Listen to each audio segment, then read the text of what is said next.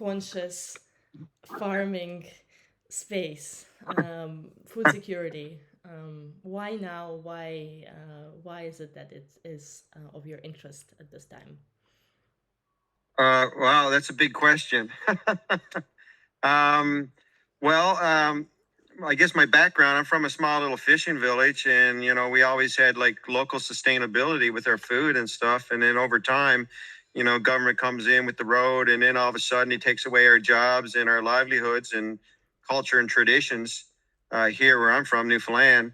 And I guess over the years, we just learn about, how society is changing and how it's affecting us negatively with regards to our freedoms and our abilities to do things that we want to be doing.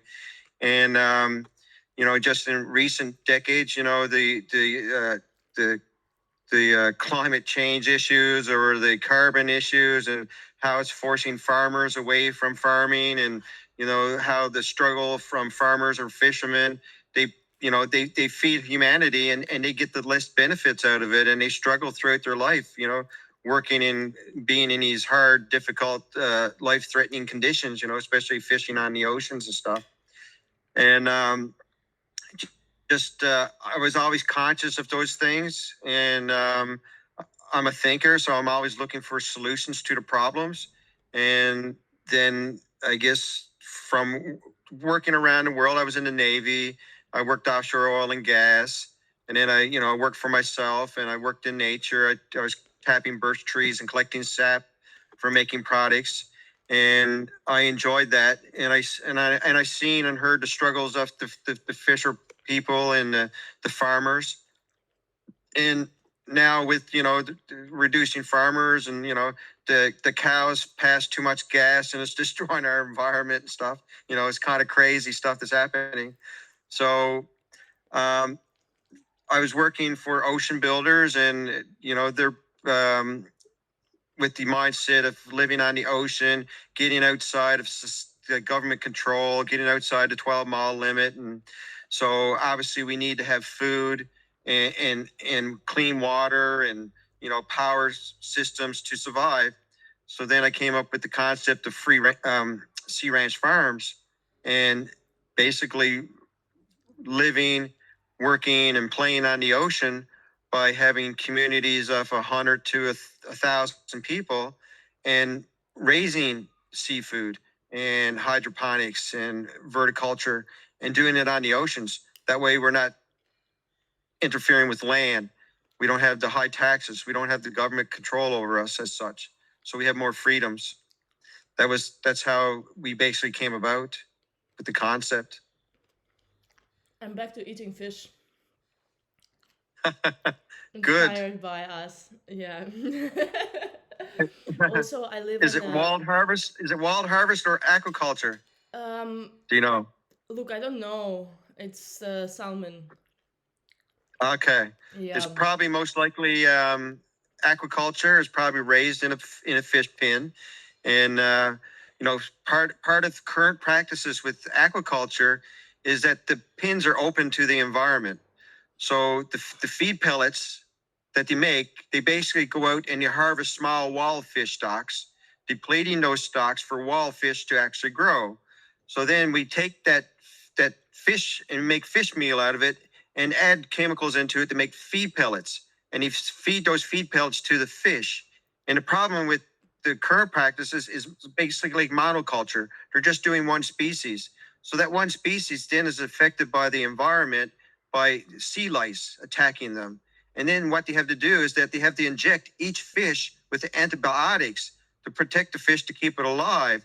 So now that fish is getting into our food and we're eating it.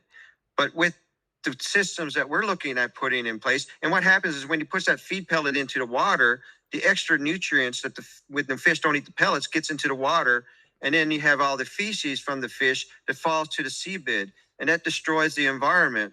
So that's the negative effects of aquaculture in the ocean. We do have land-based aquaculture, and most of that water sometimes gets recirculated, but some of it still goes out into the ocean, so it makes it detrimental to these coastal lines. So with the systems that we're looking at implementing is recirculatory aquaculture systems. They're called RAS. So basically, you're raising fish in a containment. So now we can control the water. We can filter the water, which filters out the microplastics. We can control the temperature of the water for optimum fish raising, environment. And we capture the extra nutrients in the feces as such, and we can extract that out of the water, and we can either use that for biodigesters. So then we can capture the energy. So the energy that was put into making these fish pellets, we can recapture it. But we're going to go above that again by having what's called live feed systems. So we'll be growing the things that the fish eats.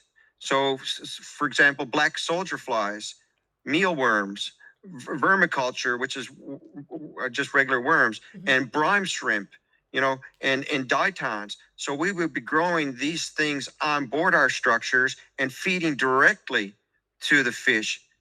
This eliminates, and then we're doing what's called tropopic or multi-species 3D ocean farming. So we're not only doing, say, one species, we're going to be doing multiple species: crab, lobster, mollusks, oysters, mussels, seaweed. So all of these things that we grow will make a better environment. And then we don't have to use antibiotics. We can control. So now we're creating a healthier product that we can put into the plates that you're eating today. Yeah, hopefully. Is are you basing this on your knowledge coming from research, looking at scientific work, or how does this information usually spreads? How do you find it? Well, I guess just through life experiences. Yeah. I've always been kind of interested in